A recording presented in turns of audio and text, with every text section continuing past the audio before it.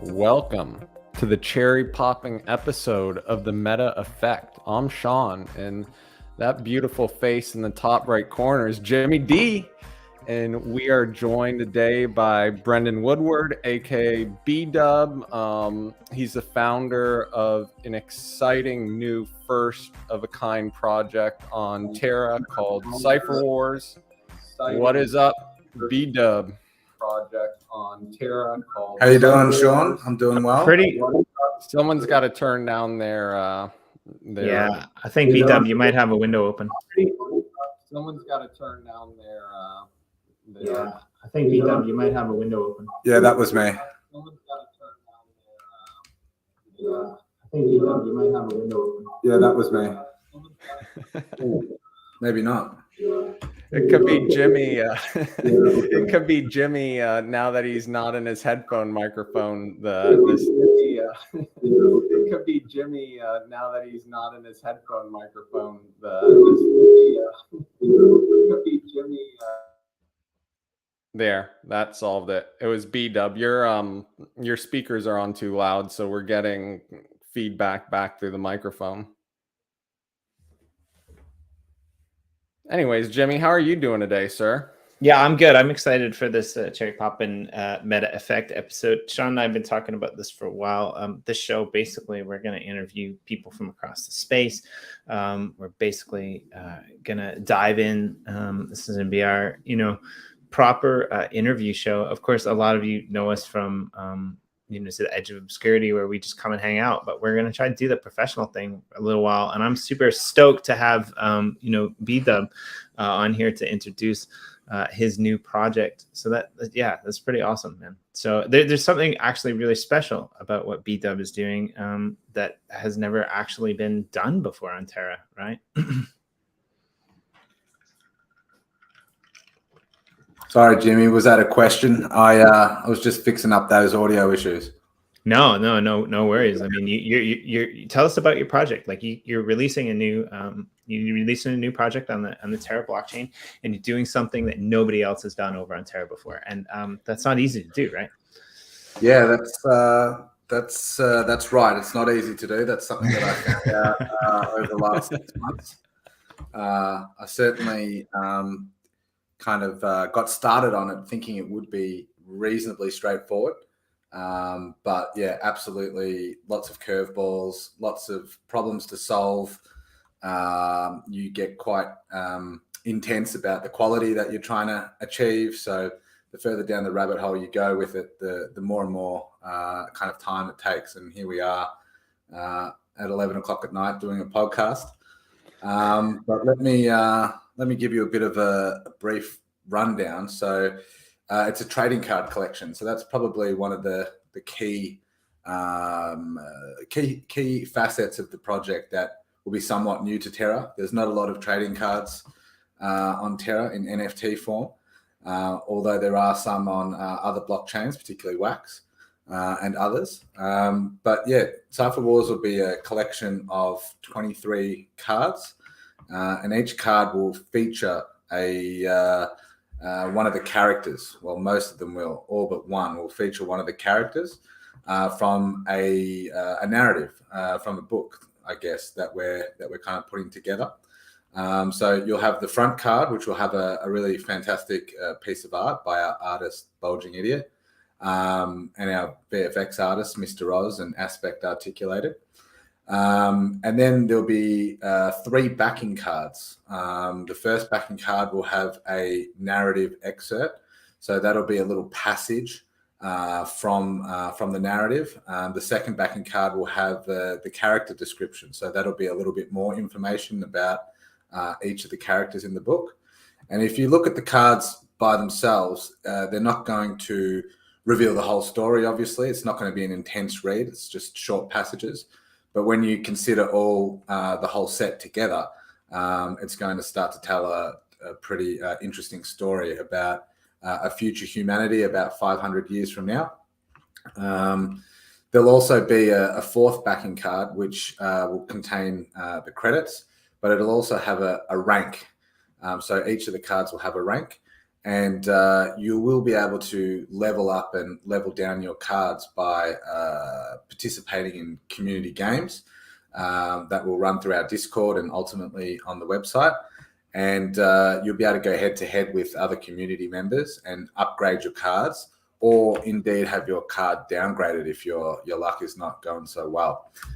So there will be a gaming element to the trading card set as well. So when you set off to do this project, right? I'm sure, you know, there are technical obstacles. One, you know, every NFT project we've seen on Terra so far is just like front of card. That's it. And that's how CW 721, the standard, typically displays these NFTs. So how'd you get around how'd you get around the technical obstacles of doing a pack drop on Terra? Yeah, there's a couple of things to unpack there. I might actually start off with the fact that these are coming. Oh, nice pun. I like it. A couple of things to unpack. Wow, well done. Got Joker in the house. Yeah, pack that one in there. So yeah, one of the things that we're doing, which is sort of new to Terra. There hasn't been a lot of projects that have done things like this, although in different forms they have. But you'll get packs of Sifer Wars NFT trading cards as opposed to buying them singly. So they'll be coming in packs of 3 and 5. And that kind of leads me into the other part of your question there, which is, you know, like how have we kind of put this all together? It has been or will be with the help of One Planet, which is one of the Terran marketplaces and launch pads. Fantastic team, very innovative. And they've kind of jumped behind Sifer Wars, and they're developing the smart contracts that will enable us to sell packs and for our community to be able to open them. I guess I should explain that you buy the pack. The pack is an NFT. That can just sit in your wallet. You can sell the pack. You can put the pack on the marketplace. But you can also open the pack from the One Planet platform. And then that'll reveal the cards that are inside your pack. So, you know, there'll be a finite amount of cards in the collection, but there'll be multiple copies of each one. So more than one person will be able to collect the full set. And yeah, you'll open up the pack. We'll have 3 rarity tiers in terms of the cards. So as I said, there's going to be 23 cards in the collection. And they each come in 3 rarity tiers, each card. So the most common is, funnily enough, called common cards. Then we'll have a second rarity tier, which will be the rare cards. And then there'll be a third rarity tier, which is the mythic cards, which will be one of ones. So this card that you're looking at on the screen, this is the promo card, if you skip back to it. This being the promo card will be the card that we actually we hand out to our partner projects in the lead up to mint and distribute to the early members in our Discord when it opens. This will actually be part of the set, and this is the common variant of this card. I can also tell you that there's still a few updates to go on here, so the artwork still, you know, it's still kind of it's still having the finishing touches put on it. But this will be card number 1 from chapter number 1. Of the Sifer Wars collection. Brilliant. I love it. And like, okay, test time. Can you read the Japanese that are on those cards? Because that's pretty cool. You've got a I see it says Sifer Cafe here. It does, yeah. Can you zoom in? Can you zoom in sure. on the Soma thing there? I kind of want to check it. What the fuck's the Soma thing? Honi Poo Taste Honi Poo Show. Nanny. What's that one? Who's designing the Japanese on these cards? B-Dub, I love it. That's cool. They're all like pretty much all these all these cards. You're gonna find that there's a lot of Easter eggs in all the cards, and a lot of these signs actually have, you know, special meanings. That's awesome. I love that. Like, I love that you've put in I love that you've put in like multiple languages. The sky looks brilliant on that. I have a couple questions. Hold on. First of all, look at the detail on this thing. Shout out to Bulging Idiot. Awesome to hear he's joined you in this venture, this exciting new venture. Go ahead, Jimmy. Yeah, no, I just wanted to ask because, as you were kind of mentioning, this is the first kind of pack drop that's ever happened on Terra, so that's exciting.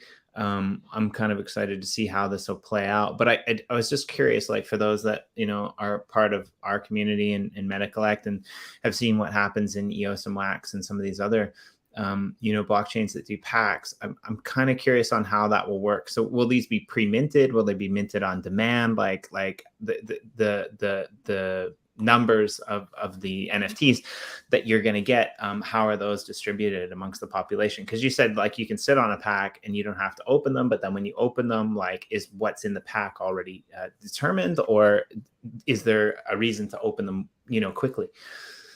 Yeah, so the smart contract's still being built, so we haven't fully designed the way that it'll work, but it will be something like this. All the cards that are available will be in a central wallet, in a project wallet. And when you buy in a pack, you're essentially buying 5 random or 3 random draws into that wallet. So they use a random number generator, and that'll essentially determine the cards that you pull. So the dice will essentially just spin 5 times, and you'll just get what you get out of what's available. So you'll have smaller chances of getting the mythic cards, very small chance of getting the mythic card, but still there'll be one of each of the 23 cards in the set. There'll be one mythic of each one, and then you'll have a much better chance of getting a rare, and then the most common that you'll get would be a common. But you would, as I understand it at the moment, it would be possible for you to potentially pull a couple of rares or a mythic and a rare or something along those lines in the packs, because it will be completely random. It won't be a maximum of one mythic card in a pack or one rare card in the pack. It's cool because, I mean, Jimmy, you and I, B-Dub, we've experienced the collecting game on Wax, and it's like, it's vastly different. It's a different world than the PFP game. And, they both have their pros, but it's going to be really cool to see how the Terra community reacts to something new, a new style of collecting per se. Oh, dude, they're gonna lose it. Like this is gonna blow their minds. Really, there's this like addictive. There's more this any NFT deegan gets addicted to snagging NFTs in that hope that they get something rare, whatnot. But with packs, it's a little different because not only like you're ripping packs, you're seeing what you get, but then there's also that collecting element where you're driven to collect an entire set. I assume there's some sort of you have some sort of rewards baked in to those, or down the road, those who are able to collect sets at different rarities will get rewarded something. Absolutely, yeah. So you nailed it, Sean. There'll be a few surprises along the way for sure. But one thing I can certainly say is that once there will be a snapshot date, so that'll be at a certain time, or exact date will be distributed through the Discord post mint. It'll be several weeks afterwards. And if you've managed to collect a full set of rares by the time of that snapshot, you're going to get airdropped an additional card, which will also be part of the set as a set reward. And similarly, if you've got a full set of commons, or you will also get an airdrop. We'll probably have some stuff for the mythic card holders, and yeah, then we've got some other kind of rewards up our sleeve as well. So I know you're a big sci-fi fan. I know that Mark Bailey helped write this. I'm sure you guys work together, and he's a huge sci-fi fan and has written sci-fi books in the past. Maybe you can share a little bit about what your background in sci-fi and how you pulled it into Sifer Wars, and then what it's like working with Mark. Yeah, no worries. Look, I've been a I've read an ungodly amount of sci-fi in my time. So, Jimmy, you would definitely know that, back in the day, 2007 to 2010, I was living over in China. This is probably the thing that you would understand even more is it can be a bit of a solitary existence when you're living as an expat in a foreign country, particularly when English isn't the first language. Like I definitely went days and weeks without like speaking to anyone much at all. Not because I didn't want to, just couldn't do it. So actually, like absolutely smashed the sci-fi during that period.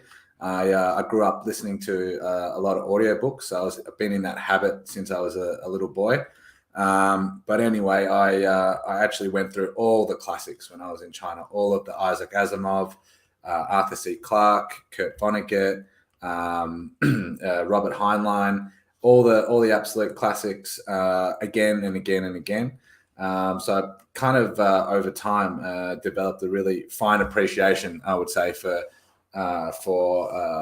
sci-fi. So certainly a love of mine, as is NFTs, and I guess Sifer Wars is really kind of blending those two passions together. And then when it comes to Mark, obviously met Mark through the crypto writer community. He had been doing some writing on Finny and stuff like that. But as to your point, he's got his own sci-fi novels, and as a big sci-fi fan, I ordered a few off the internet, and I got them to my house here, and I started reading, and just couldn't stop cracking up laughing because he has a very nice writing style. It's very amusing, and made me laugh. And then after I came up with this idea for Sifer Wars, and I realized I started to dawn on me like how much work it was going to be to do it. I had really good ideas about like what a plot line, what a story could look like for Sifer Wars, but what with all the the other kind of jobs that were going on and my job in real life, there wasn't really the time to kind of sit down and dedicate to writing it all by myself. So I had the brainwave to bring Mark in and get his writing skills on the case. And we have gone back and forth. But Mark has certainly contributed a lot to the storyline. He's brought his professionality to the whole thing. And between us, I think we've crafted a really nice kind of tale. So yeah. So I'm curious, like, so we've seen the cards, and we've seen the site with the story. Is the story a part of the card set as well? Is it implemented into the back end, or how is that connection to the NFTs, or is it the cards that are told in the story that like links to the actual site? So the story won't be on the site, and it won't be like a traditional book. It's literally the passages that we've got on the back. Dude, sorry, man, I'm going to cut you off because that's just absolutely phenomenal. That card right there is phenomenal. Okay, go ahead. Sorry. Yeah, that's all right. No worries. You might actually recognize the scene that's based on if you've ever spent much time in Hong Kong. It's set on the central planet of the Sifer Wars universe, which is called Cypherion. But we did take inspiration from Victoria Bay in Hong Kong there. That's the very top of the mountain, right? Like after you take the cable car up to the top of that. Yeah. So like, as I was saying before, like there's so much stuff in these cards that have like intrinsic meaning, as far as the storyline goes as well. So there's a lot of kind of little Easter eggs in there, but there's also a lot of things that are relevant to the plot. So it's between the artwork and what you can decipher from the cards, the character description, which is about 2 or 3 paragraphs maybe, and then the narrative excerpt, which again is like 2 or 3 paragraphs, mostly just fit on the back of the character description, and the narrative excerpt fit on the back of a card each. So it's not hyper detailed, but I'm quite satisfied in that for a chapter 1 of a story, it pretty much is like what a chapter 1 would be in an actual book. So we are planning to do 12 chapters, and we've got a really great story arc and some very interesting kind of themes that are explored. So yeah, it's really cool, man. I must tell you, I'm a little bit annoyed with both of you right now, because like I want to go and buy these now. Like I do too. Going back to Mark Bailey, like B-Dub brought up his professionalism.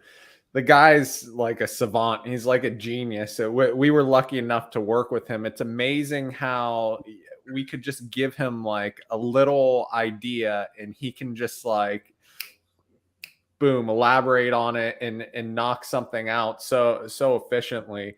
Really excited to get an opportunity to read it. I know you've put like, you can tell by just looking at the art that B-Dub's put a lot of thought into all of this, and I'm sure the writing is no different.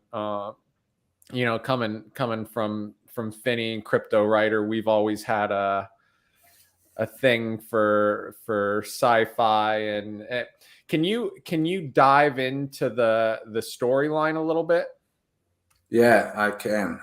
Do you want to go back to that promo card, and I'll kick Sure. it off there, because Jimmy actually brought up something, and then we moved on to another topic of conversation. But it's a good place to start. So when that pops up, there was a sign. You were asking me, Jimmy, about the different languages and what do the signs mean and that kind of thing. So one thing I'll say at the start is, we're certainly trying to mix a variety of cultures into the storyline, and it's it is primarily a mix between kind of Western culture and Eastern culture, so kind of Asian continental culture, as well as like the Western system that we live in America, Australia, and so on. But you did mention this billboard up here, the Soma billboard. So Soma in this story, it's actually a drug, and we're set in 2522, 500 years from now. But in the 2040s in this story, what happens is there's a new party drug that comes onto the scene. It's like a narcotic and an amphetamine kind of all rolled into one. And all the little ravers and they all get stuck into it, and it just kind of permeates the whole of Earth, and people are getting on this drug. And of course, when you have addictive party drugs, what tends to happen is people go overboard.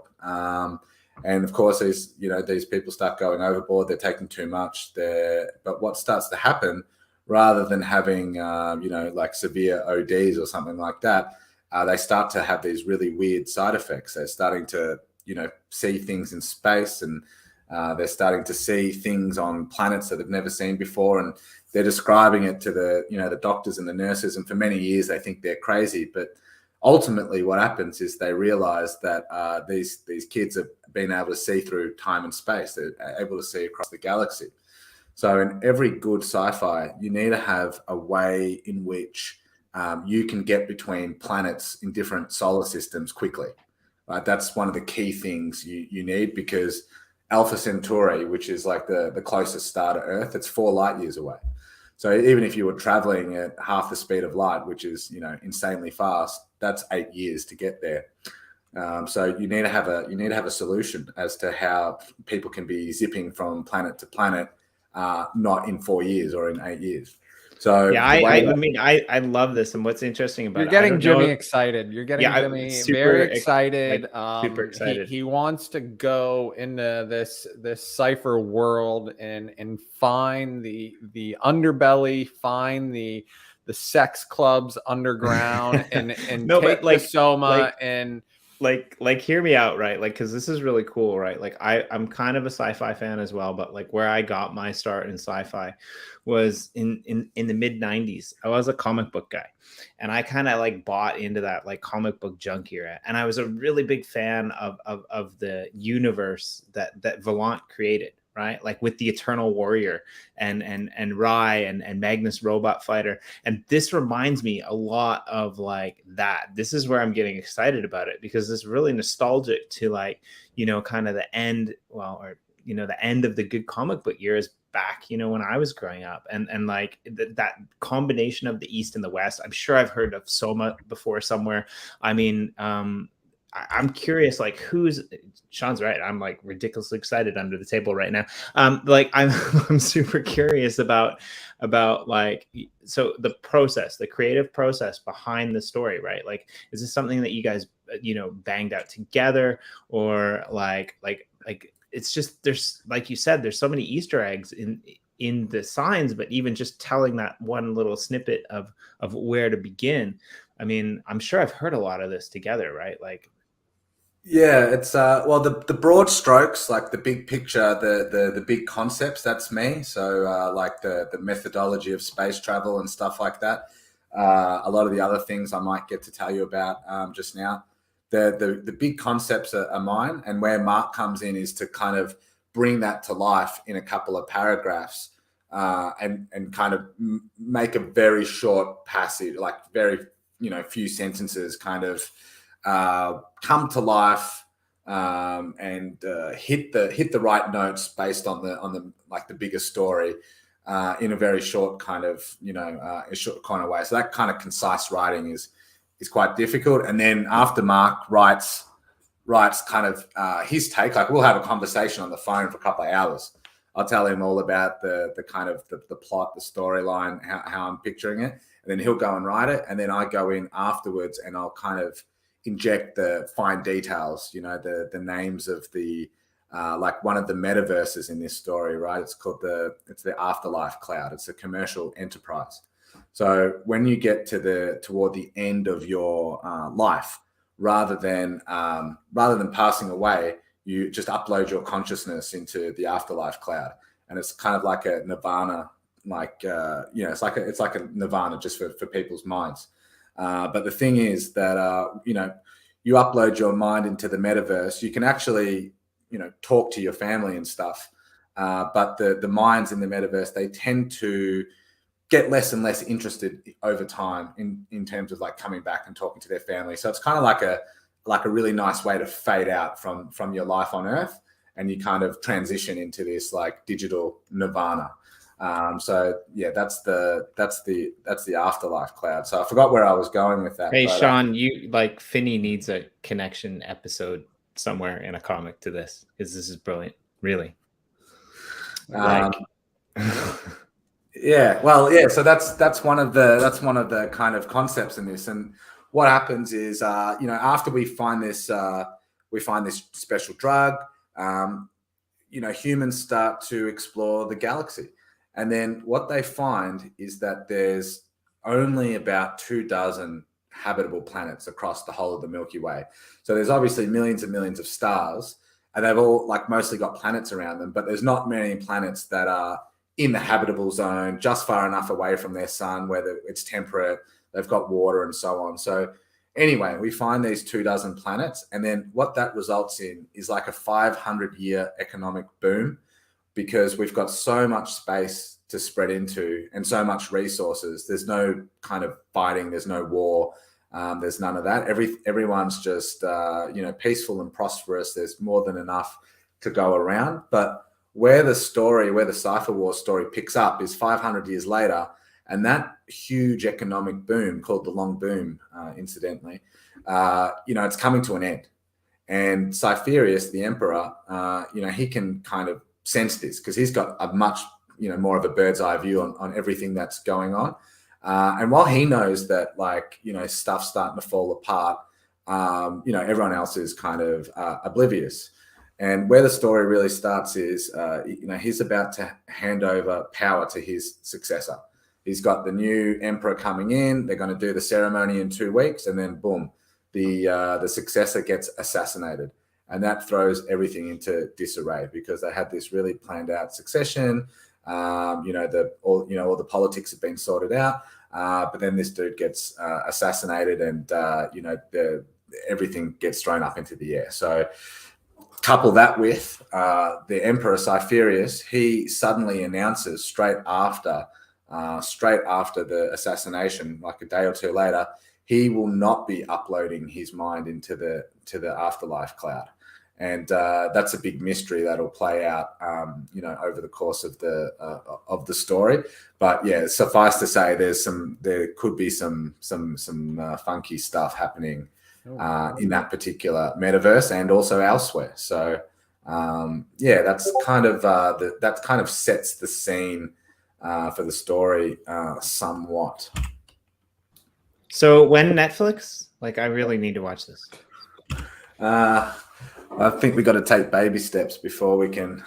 I'm incredibly impressed. Like, people don't maybe know this about me, but like, as a bit of a writer myself and like a little bit of a sci-fi. Jimmy, look up here in this window up here. Right. I like that. There's a. Is that me? I don't know. Well, you might be laying on the bed. Over here. I'm incredibly impressed with this. Like the way that it's laid out and the mythology and the art and everything. Like, I mean, I can't dig my teeth into that, fast enough. When do we have any timelines on this? Like, when are the timelines? When can people, expect this to come to fruition? Because like, I'm stoked. I mean, I like, if it's a week, that's great. I'd love to have you back every single day. For a week, if it's a month, that's cool. I'd love to have you back every single, week. If it's 2 months, 3 months, do we have a timeline? I mean, you said that earlier that you're still kind of working on the contract for the pack drop and things like that. So is there a rough, I know there was a roadmap on your site, but. Yeah, it's all in train. We're going to be doing the pack drop at the end of May. And we haven't launched our Discord community yet. So that's going to come up in about 2 weeks' time. So we're going to launch kind of at the end of April, and then we're going to do the pack drop at the end of May. So there'll be about 4.5 weeks between the two events. Well, you're definitely going to have to come back, like, the week before the pack drop, so we can hype this up again and have a look at, like, the assets and things like that. Well, we're going to have to rip some packs on air. Totally. Oh, yeah. When I have a question, when OG whitelist, sir?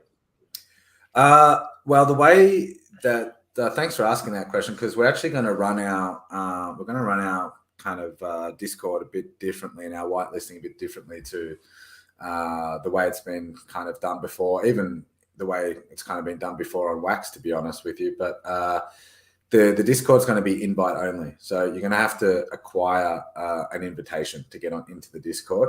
And then once you're in the Discord, you're on the whitelist. So there's not going to be, I don't think we're going to put pack limits in place unless things get really crazy and there's way more demand than supply. Then maybe we'll put a few pack limits in place. But essentially, we're just going to partner up with a lot of projects on Terra and also some projects on Wax and ETH as well, to be honest, because I've been involved in a lot of NFT projects over the years on different blockchains. So I do have friends kind of in lots of wonderful and weird places.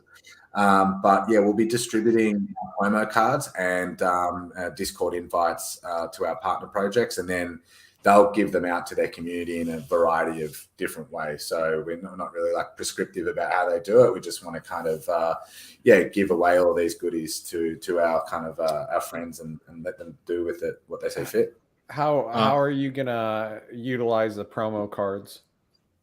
So we'll be dishing them out in our Discord in the lead up to Mint quite a bit. So we'll be running games and competitions. We'll be giving people opportunity to win them on Twitter as well. And then all of the projects that partner with us will get these cards to give out as well. There will be both common and rare versions of the card. So. So you might be able to win multiple of them as well. So, if you're a member of, 5 or 6 other Terra communities that are partnering with us, you could win one, through all of them. I see Galaraga's question here, price point, but is it safe to assume that you'll evaluate that after all the work's done? Yeah, look, we've got a fair idea of what it's going to be, but I don't want to say anything and make it definite at the moment. So yeah, we'll take the pulse of the market at the time. But having said that, I've got a fair idea, but it won't be priced it's going to be more affordable to get into Sifer Wars than it is, for your typical PFP project, for instance. So yeah, because I think that you sort of have to make it more affordable if you want people to complete sets, collect packs, and get to enjoy that whole experience, which I don't think there's that many in the ecosystem that have experienced a wax style pack drop, and here it is.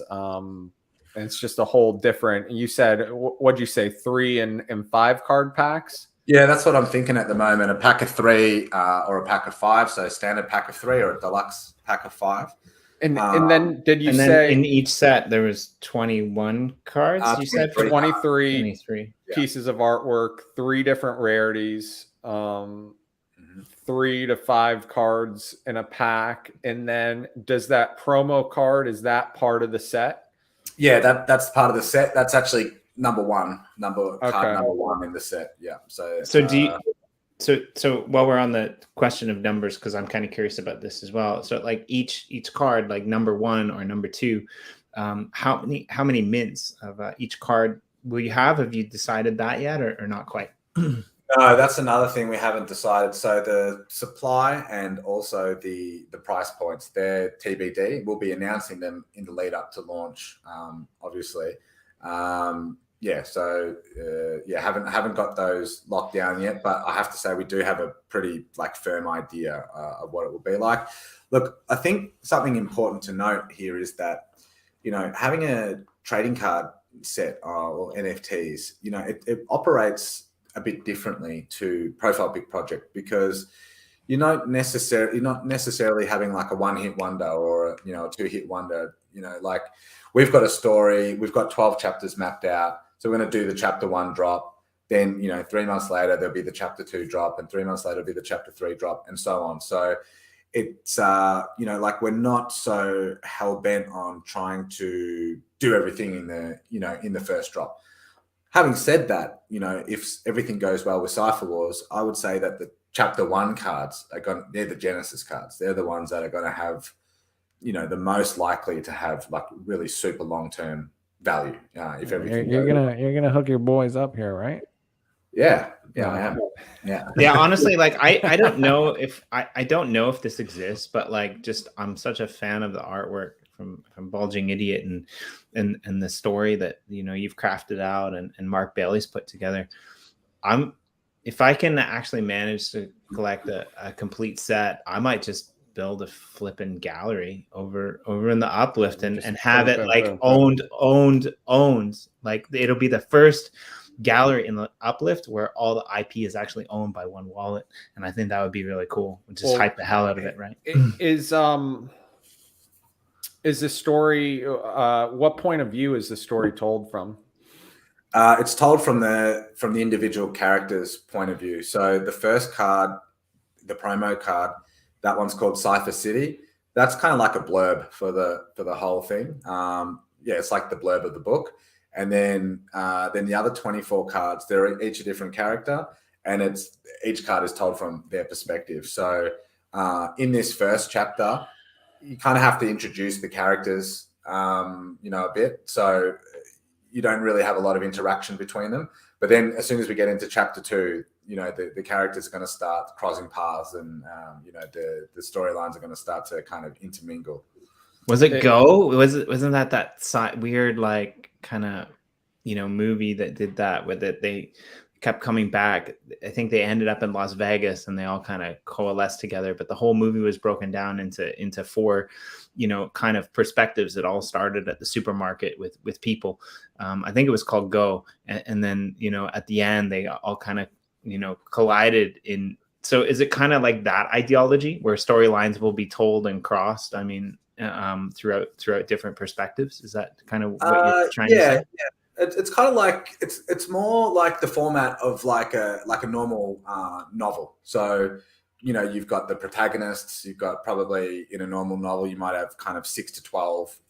I'm talking about a sci-fi space opera type novel. You're going to have 6 to 12 main characters, and they all start off doing their own thing, but then one character might join up with this other character.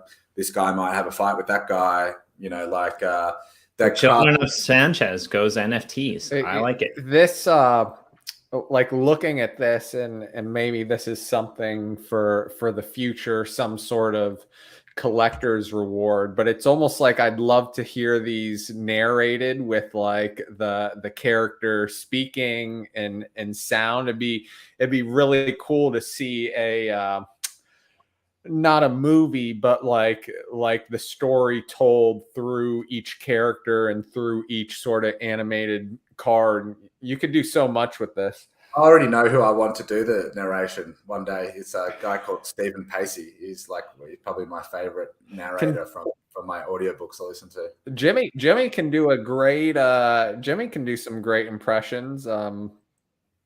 Maybe you could, if there's like a Japanese guy on the street corner, it could be Jimmy's voice. Jimmy, give us something. Yeah, I mean, give us something in homeless Japanese man, or just something. Give us a little something. Give us a taste, Jimmy. Right? Yeah. Kyo doko ikemasu ka? Yes. Look. Doko desu ka? Doko ikemasu ka? Isho ni iko? Perfect. I've been listening to a lot of Kill Tony recently, and this topic of conversation tends to end controversially. That reference might go over people's heads, but yeah, it's a funny comedic show that I've been enjoying recently. But shall I tell you a bit about a couple of these characters, maybe? Sure. Yeah, I'd love to know about the girl in this picture and this. I want to know about this corrupt cop here. Right? Yeah, he looks like this card. Actually, it's weird because it could be like transposed into like Sin City or something like that. Look, like it says art and the views. And over here, I don't know if you can see, Jimmy. It says cheap drugs downstairs. Talk to Tito. Yeah, Tito's the guy. Tito's your guy. Tito's the guy. Tito's always the guy. You got to have a Tito. Tito hangs out in the bar. Well, this is a detective. His name's Mandel Bailey. He's actually a good guy. He's a good guy, but he's also an alcoholic. Okay. So kind it's of like Jimmy. Yeah, the type of thing that he does is like, he'll be getting along, just doing the kind of like drudge detective work, going and checking out stuff, and then but he'll just be relapsing onto the alcohol just periodically. So he's got an affinity for Jim Beam, and if he has a particularly tough case, or maybe he's trying to track someone down and he's unsuccessful, or something like that, he's going to go and hit the bottle. So where we have him here is he's kind of coming off a bender, but he typically kind of turns it around when it matters, and he's got a brilliant. He's a good detective, put it to you that way. So I think he's just having a real moment with his bottle there, thinking whether he should open it or throw it away. This guy, perhaps one of my favorite characters, he's called Alvord Constant, and he's like a vagrant. He kind of jumps from solar system to solar system. He doesn't have a home, doesn't really have a lot of clothes. He just kind of like, will go into an opportunity shop, every week or so, and just grab some like 50-cent t-shirt or whatever, some new pants, throw the old stuff away. He's actually in a janitor's closet at a train station in this card, and he's actually, he kind of he just writes stuff and submits it to like trashy magazines, just writes short stories and what have you, and puts them into all these, just submits them to all these kind of like trashy magazines, and then just moves on to the next place. But for those that follow him, they start to see a bit of a pattern, like his stories are actually saying more than they appear to be. There's a cool like little Ready Player One kind of reference there where he's jumping, but he's actually jumping through space and time to different planets in the universe, which is pretty cool. I like how you kind of tied that in there. great mustache. you know, without a doubt, I've been working on my Sifer stash just for this show. What do you think? Have you ever read Kurt Vonnegut, Jimmy? Yeah, I have. Back in the day, I did. So Kurt Vonnegut, he actually writes himself into every book that he writes, and it's just like a cameo. He's got this character called Kilgore Trout. He just, you know, he'll write a 20 chapter book about XYZ, and Kilgore Trout's just going to show up in chapter 17, like come in, say a few things, and then bugger off. But he's literally like in every Kurt Vonnegut book, he just makes a cameo. And, yeah, he's like the original Stan Lee and the X-Men movie. Sorry, in the Marvel movies, right? Like he did that. But this character Kilgore Trout, it's actually the author Kurt Vonnegut writing himself into the books. So the Kilgore Trout is actually him, the actual author himself. So this character Constant, he's kind of in a similar vein to that. So as you can see in the card, he's actually, the piece of writing he's working on at that very moment is called Sifer Wars.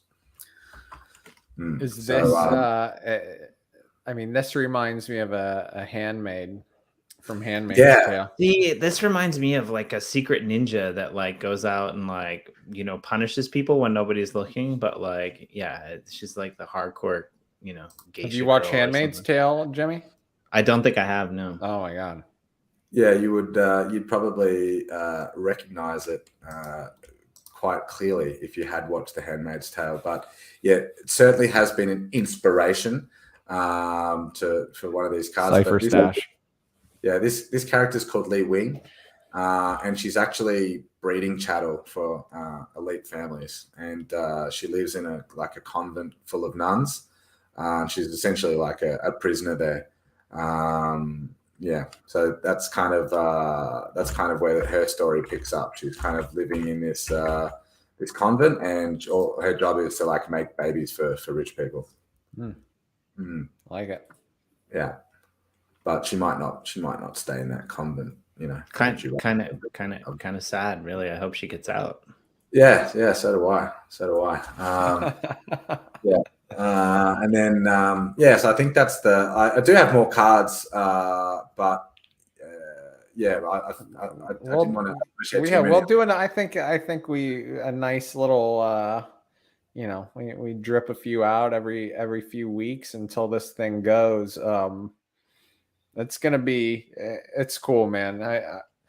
Like I said earlier, you've put a ton of work into this, like every little detail, I've known you for a while, B-Dub. You're pretty meticulous with this stuff, and it's such a contrast to so many of these PFP projects that are just like slapped together and put out in the wild. Like so much more work. I know when we did Finney Volume 1, which had the whole story, it's just like so much work to get so much project management, and I'm sure it's been an experience to put this whole thing together. Now, I know you mentioned gamification. I don't know if you want to dive into that at all, and share some of your ideas, because I remember when you were talking to me the other week, they're pretty cool, and they got my head spinning a little bit. Yeah, so on the back, on one of the backing cards, there's going to be like a rank indicator. So your cards, your common cards and your rare cards, they're going to have a rank. So when you pull it out of the pack, you go and check that back card. You might have, say, like a rank 4 Bailey card, for instance. And what you'll be able to do is you'll be able to, enter into a competition with another community member. High level, the way it'll work is you both stake your cards. So the card leaves your wallet, you send it to the designated project wallet, and then you play your game. So that could be something as simple as like rock, paper, scissors. Let's say best of 5 rock, paper, scissors. You play the game, whether that's online or through a live stream or through another mechanism that we might be cooking up. And then let's say you're betting two ranks, and Jimmy's got a 4, like a rank 4, and I've got a rank 4, and then Jimmy wins, and we've bet 2 ranks. His card's got to become a rank 6, and my card's going to become a rank 2. And if Jimmy's able to exceed a rank of 9, his common card's going to become a rare card. Oh, snap! Yeah, so that's yeah. That thing that you might be cooking up is pretty flipping awesome, if I might say so myself. We'll have so it'll be simple games like rock paper scissors, like noughts and crosses. There's another Australian game called Paddocks. We'll have that as well. But then we also have like more complex games. So like, for instance, we can play poker. We have a table of 8 players. We all put forward 1 card, 1 rank and 1 card.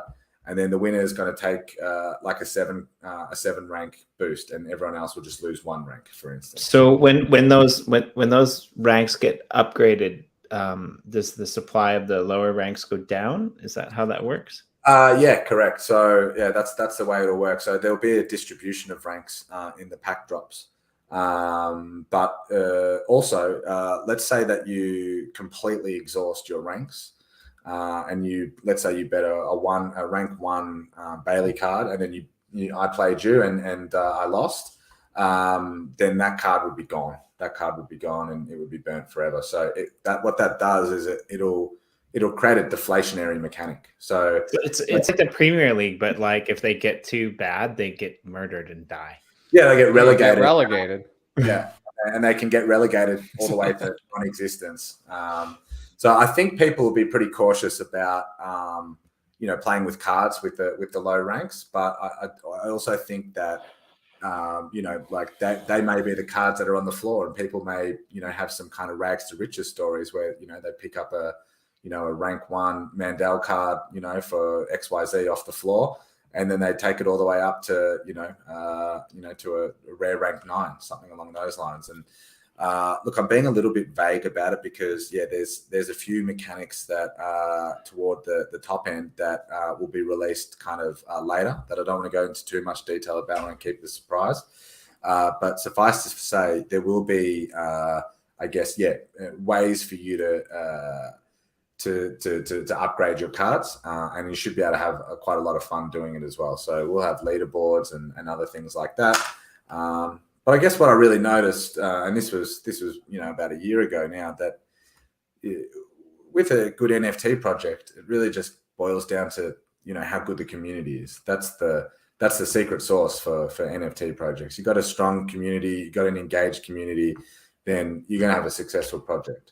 And how do you keep the community engaged? Like a lot of the time, it's like playing games. Like you have poker every day, and and different types of games, and get a bit of camaraderie, a bit of competition. So if you can kind of build that into your project and make kind of tangible, real rewards, make it more than just we play a meaningless game and it means nothing at the end of the day. If you can actually give that a bit of meaning, it just pulls everybody together and, gives you something to do, gives you something to rally around, gives you that vehicle to build relationships with the other community members, I guess. So I really like and respect you a lot, B-Dub, but again, I'm super annoyed because since early 2019, I haven't gambled. I lost a lot on those, bet dice games, and now you're bringing me back into the fold. I'm gonna have to come in, and I'm gonna have to start gambling, man. Jimmy's gonna be holding my addiction, sci-fi addiction, gambling that I can upgrade my cards.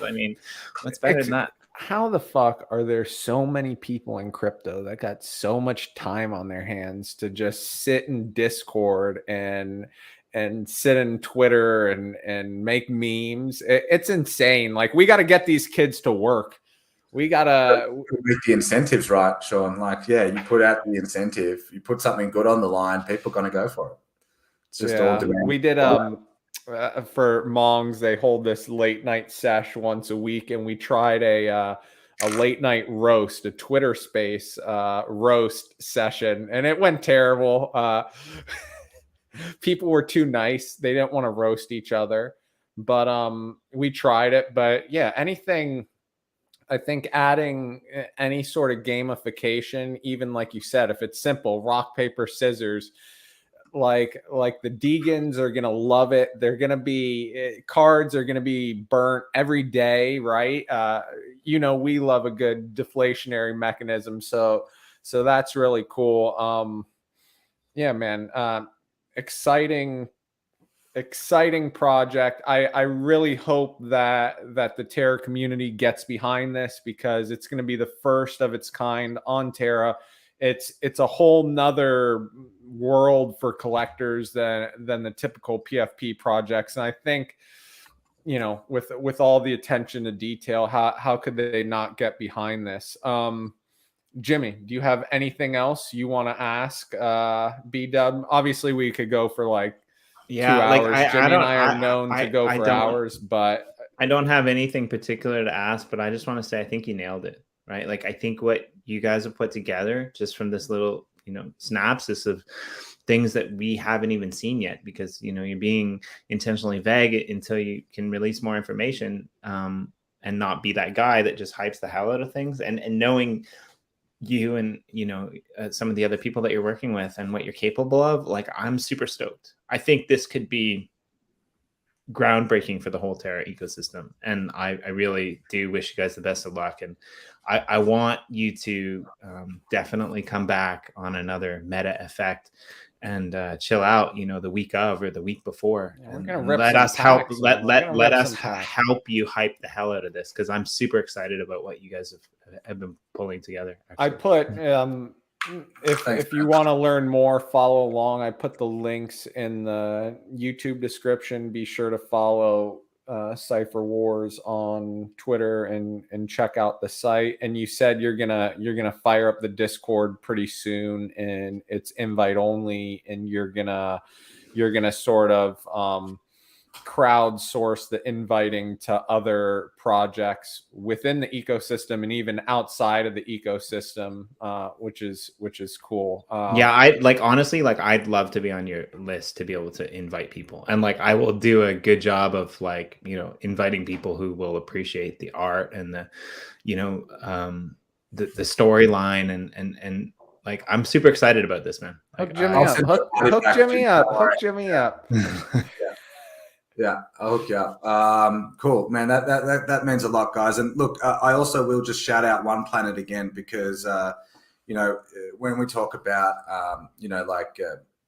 bringing something completely new to the Terra ecosystem, I spoke to all the marketplaces, all the marketplaces, and I brought them something that they hadn't necessarily seen before. It was new, it was different, and they really had to take they had to take a leap of faith, right? They saw the big picture, right, as well, because Sifer Wars isn't going to be the last trading card project on Terra. There's going to be heaps of them over time. There's going to be heaps and heaps of them, and One Planet were smart enough to see the big picture and they're positioning themselves to take advantage of that. So kudos to them. And I've really been enjoying working with them, and I'm glad that they've kind of, they've got the wisdom to see the same thing that I do. So that's really good. Like one thing, one thing I think Terra NFT ecosystem lacks is diversity, right? And a lot of, you look at all the different chains, Wax is pretty much PAX only, no PFPs. You go to Ethereum, it's art PFPs. But I think that Terra is in a prime position, especially if marketplaces like One Planet take that leap of faith, where you can have a little bit of everything. Maybe that creates the niche for the Terra NFT ecosystem, is that it has a little bit of everything, where other ecosystems are sort of locked into one thing or a couple things. Why not have it all? And I mean, like, please send them over, right? Like, send them over sometime before the pack drops, so that like we can have them on the Meta Effect, and we can help them, get recognized as doing groundbreaking things with you guys in the ecosystem. Because I think that's really impressive when a project goes out on the line to do something new, and that's when big things happen, and when the game changes, right? Like you're not just releasing another NFT, you're not just doing another sci-fi thing, you're actually breaking ground with a whole new genesis of what can become a standard on a new blockchain, which is pretty flippin' massive, if you ask me. Oh yeah, thanks, Jimmy. And look, to be honest, in my trying to kind of organize for projects to partner with Sifer Wars, I've come across such good projects on Terra. So in terms of getting different projects onto the Meta Effect, I mean, I think I can give you a short list of like several really like nice projects on Terra. And I guess the other thing I'll say about Terra is, like, I just love the community. It seems like kind of like tight knit. It seems like like a fraternity, like a brotherhood and a sisterhood. Like, people seem to have each other's backs. And as I said at the top, I've been involved in NFTs and in crypto on various different blockchains. And Terra's just got something about it. I really like it. Well, I think embrace it, enjoy it now, because when things really do take off, then it'll all sort of go to shit. This different, yeah, that's for sure. Yeah, the early ecosystem is the most exciting time. When like you said, it's like a fraternity and everyone knows each other, and you're driving this thing together. But eventually it all goes to shit, like everything. And Sean and I will be here fucking covering it all. We're gonna highlight the goals, and we're gonna, but honestly, like, yeah, if you guys are out there and you're listening, so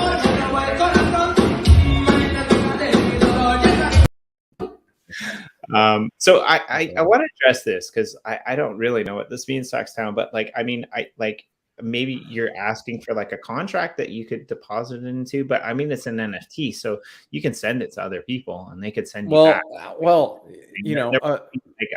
Something, Jimmy, but like Atomic Hub allows you to trade cards, and that's sort of huge, whereas OpenSea doesn't allow trading. I don't know if you've had discussions with One Planet about that, but that's like I think a pretty big component of collecting packs and doing, so that's kind of where I was going with it, right? Like, is there a standard for that on One Planet, or would it just be like, kids in the playground ripping each other off by giving one person a card and not giving it back, right? Like, One Planet have been great in that sense as well. So like, having a pack, like having the ability to like store the NFT and then have a button where you can open it from the interface. That's something that nobody has, and they're building it especially for us. So when it comes to trading directly through the platform, that's not necessarily something that's going to come immediately, but it's certainly part of the discussions that we've been having with them. So, if things kind of play out the way I think they're going to, I don't think it's going to be long before we're going to be able to, have a kind of a trading mechanism through One Planet. But there are some kind of workarounds for it as well. So I know, for instance, that there's one, there's a couple of like businesses, or I guess, where they've got a native token, you can buy it for not much, and they kind of do like a custodial service. So, you send your card there, the other person sends their card there, they make sure that they're real, and then they do the exchange. And it costs like, 5 or 10 cents. So yeah, well, you can can always hit up Jimmy D. He charges 1 Luna for Jimmy D's crazy custody services. 1 Luna per trade. He's honorable. He's got integrity, and his hair is leaning left today. I like it. Yeah, I mean, we're definitely all about integrity. We're definitely all about charging lots of Luna for Jimmy D's thing. It's going to help us fund our blockchain. It's going to do amazing things for the ecosystem, and we're going to give you the Sean and Jimmy Meta Effect discount on B-Dubs thing, and we're only going to charge you 10% more, because that's how awesome that whole scenario is. B-Dub, before we go, anything you wanna tell the audience? Yeah, I just remembered how to fix my camera after this 1 hour.